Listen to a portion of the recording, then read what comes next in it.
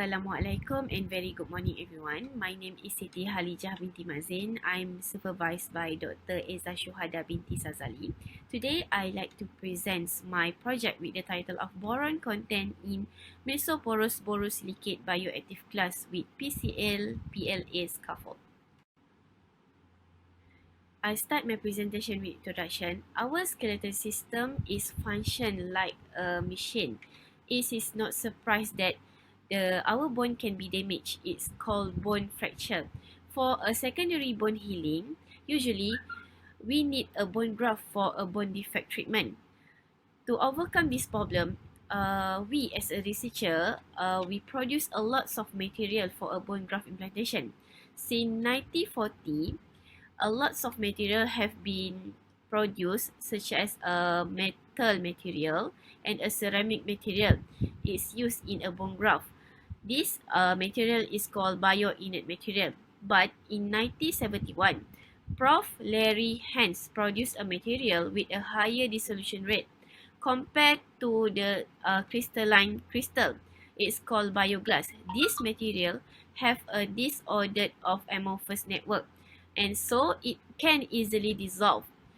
After 3 decades, in 2000, our world have been introduced with a new material. It's called Mesoporous material. The combination of Bioglass and Mesoporous material, a new material have been developed. It's called Mesoporous Bioglass material. This material have a mesoporous structure. Because of that, his have a fast deformation rate of HCl layer and form HCl layer within only a few hours. Next slide. What motivated us to make a mesoporous bioglass? First, in terms of technique preparation, the technique preparation of mesoporous bioglass can be produced a material with a higher rate formation of HCl layer. Then, in terms of chemical durability, mesoporous bioglass have a higher chemical durability compared to the other material. In terms of material, the composition of mesoporous bioglass can be changed and studied easily compared to the other material and within their properties. For the bioimplantation, mesoporous bioglass can be combined with the other material, such as put it coated in the metal implantations or combine it a polymer. In a knowledge, it still have a lack information on the relation between the morphology, structural, and a bioactivity of mesoporous bioglass. And mechanical properties, mesoporous bioglass have a very low mechanical strength. And lastly, in terms of antibacterial behavior, mesoporous bioglass is doped with antibacterial materials such as silver, titanium. It can produce an effective material for filling bone defect with antibacterial behavior. Next slide. Mesoporous bioactive glass usually is made up from a silicate. With a higher ordered silicate mesoporous arrangement, it can exhibit bioactivity very fast within only a few hours. According to Gao, the melt quenching techniques of borosilicate bioactive glass can have a higher deposition rate of the HCl layer and a large specific surface area and porous volume. Because of that, we combine these two together to become Mesoporous Borosilicate Bioactive Glass, MBBG. In order to produce a scaffold form, we combine our glass with a polymer. There are two types of polymer. One is a PCl, the another one is PLA. The PCl have a biocompatibility, biodegradability, structure stability, and higher mechanical probability. For the PLA, it can produce a less hydrophobic, can control the degradability, and improve the mechanical properties of the scaffold. Then, our material is become Mesoporous Borosilicate Bioactive Glass Scaffold. Next, we go to another slide, methodology. This is how our material is produced. Our material, Mesoporous Borosilicate Bioactive Glass, is produced by sol gel technique combined with EISA method, evaporation induced self-assembling technique, we start our process by mix all the raw material by stir it for 7 hours. Then it's transfer the salt on the petri dish and leave it on the top of hot plate for 1 day with 35 Celsius for EISA process. Then we increase the temperature to 60 Celsius and leave it for another days for aging process. And lastly, we calcinate our sample in the furnace for 400 Celsius in 6 hours. Then we get our Mesoporous Borosilicate bioactive glass. In order to produce a material in form of scaffold, we use a solvent casting process. We mix the MBBG, PCl, and PLA and a chloroform together. We stir it all the material for 24 hours with 45 Celsius. Then we casting all the solution on the mold with the NaCl, and then we evaporate all the solvent inside the furnace for 45 Celsius for 2 days.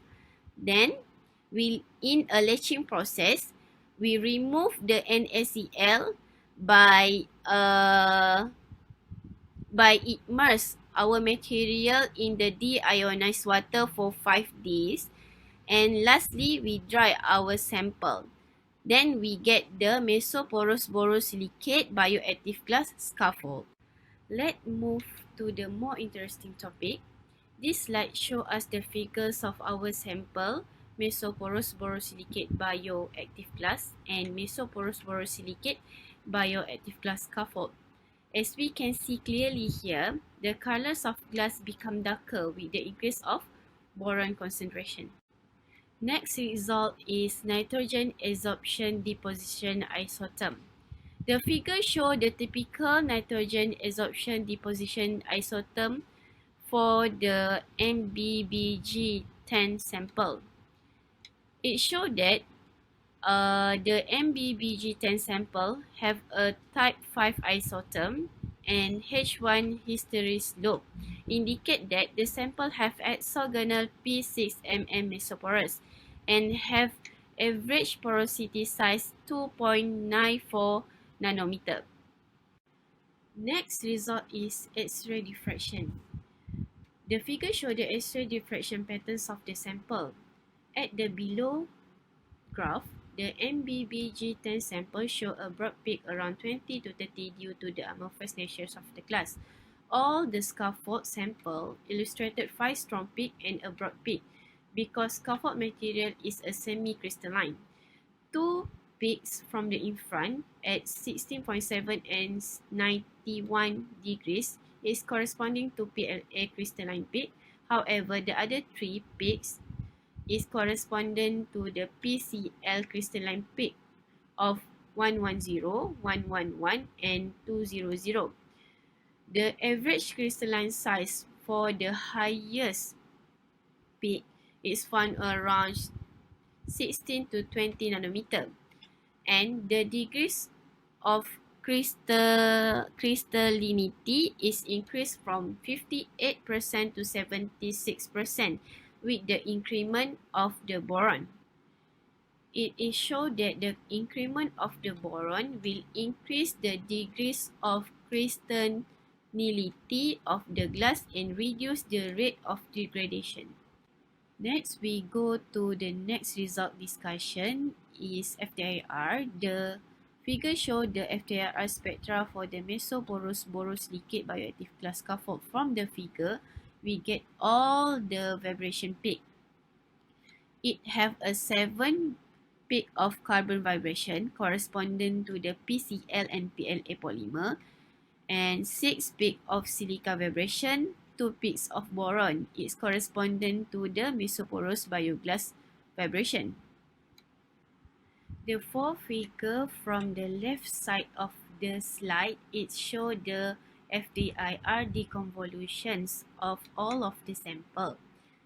And the another two slide above, it show the relative area we get from the FDIR deconvolution for the stretching vibration of BO3, BO4, SiO, and SiO negative versus concentration of the boron.